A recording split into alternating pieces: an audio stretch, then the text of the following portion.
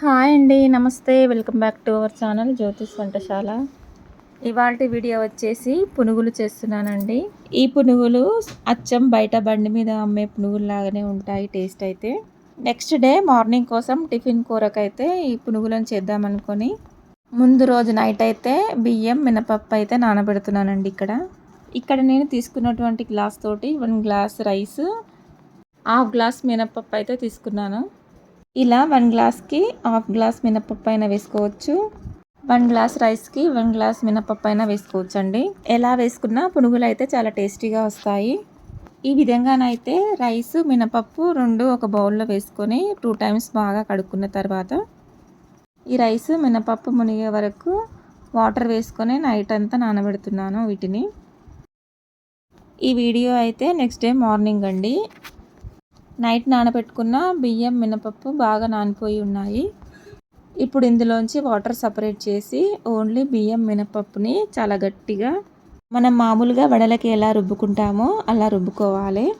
చూసారు కదండి, ఇక్కడైతే బియ్యం మినపప్పుని మిక్సీకి వేసుకొచ్చిన తర్వాత ఈ విధంగా మెత్తగా మెదిగిపోయింది. ఈ విధంగా మెదుపుకున్న బియ్యం మినపప్పు పిండిని మరొక మిక్సింగ్ బౌల్ తీసుకొని దాంట్లోకి వేసేస్తున్నాను. నెక్స్ట్ అయితే ఈ విధంగా రుబ్బి పెట్టుకున్న పునుగుల పిండిలోనికి సన్నగా కట్ చేసి పెట్టుకున్న కరివేపాకు, పచ్చిమిర్చి, ఉల్లిపాయ ముక్కలు వేసుకున్నాను. అలాగే 1 టీ స్పూన్ జీలకర్ర, రుచికి సరిపడా సాల్ట్, కొద్దిగా వంట సోడా వేసుకొని ఇవన్నీ బాగా కలిసేలాగా ఈ పిండిని బాగా కలుపుకోవాలి.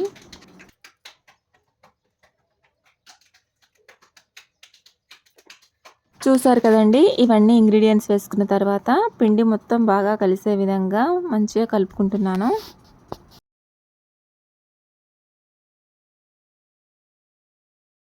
పిండిని ఇలా కలుపుకొని పక్కన పెట్టుకున్నాక స్టవ్ ఆన్ చేసుకొని ఒక కడాయిని పెట్టుకొని అందులోకి డీప్ ఫ్రైకి సరిపడా ఆయిల్ వేసుకొని వేడి చేస్తున్నాను. ఇప్పుడు బాగా హీట్ ఎక్కిన ఆయిల్లోనికి పిండి చేతికి అంటుకోకుండా చేతికి కొద్దిగా వాటర్ని అప్లై చేసుకొని చిన్న చిన్న పునుగులను అయితే వేస్తున్నానండి. ఈ ఆయిల్లో ఎన్నైతే పునుగులు పడతాయో అన్నీ వేసుకొని ఫ్లేమ్ని మీడియంలో పెట్టుకొని పునుగులని మంచిగా డీప్ ఫ్రై చేసుకోవాలి. ఈ విధంగా పునుగులను వేసిన వెంటనే కదపకుండా ఒక 2 మినిట్స్ పాటు అలా వదిలేసి పునుగులు కాలి నూనె పైకి తేలిన తర్వాత ఈ విధంగా మరోవైపుకు టర్న్ చేస్తూ పునుగులన్నింటినీ ఈవెన్ కలర్లోకి వచ్చే విధంగా డీప్ ఫ్రై చేసుకోవాలి. ఇక్కడైతే చూస్తున్నారు కదండి, పునుగులు అయితే ఆయిల్లో మంచిగా కాలి ఇలా గోల్డెన్ కలర్లోకి వచ్చిన తర్వాత చిల్లుల గరిటెతోటి ఈ పునుగులన్నింటినీ ఒక టిష్యూ పేపర్ ఉన్న బౌల్లోకి తీసేసుకుంటున్నాను.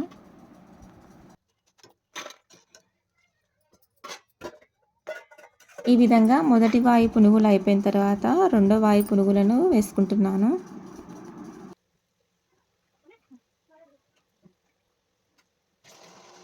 ఈ పునుగులను కూడా సేమ్ ఇందాక చెప్పిన విధంగానే మంచి గోల్డెన్ బ్రౌన్ కలర్లోకి వచ్చాక తీసేసుకోవాలి.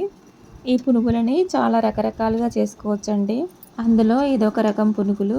అంతేనండి, చాలా ఈజీగా సింపుల్గా అయిపోయే టిఫిన్ రెసిపీ.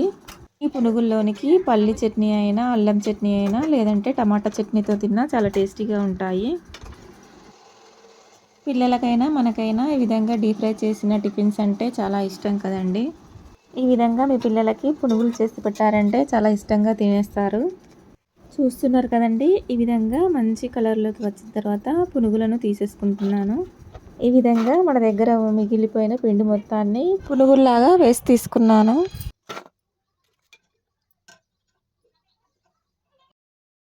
చూసారు కదండి, రైస్ ఇంకా మినపప్పుతో ఇలా ఈజీగా పునుగులు అయితే వేసేసుకోవచ్చు. మీకు కూడా ఈ వీడియో నచ్చినట్లయితే ఈ వీడియోని తప్పకుండా మీ ఫ్రెండ్స్ ఇంకా ఫ్యామిలీ మెంబర్స్కి షేర్ చేసి, లైక్ చేసి, సబ్స్క్రైబ్ చేసుకోండి. Thank you for watching.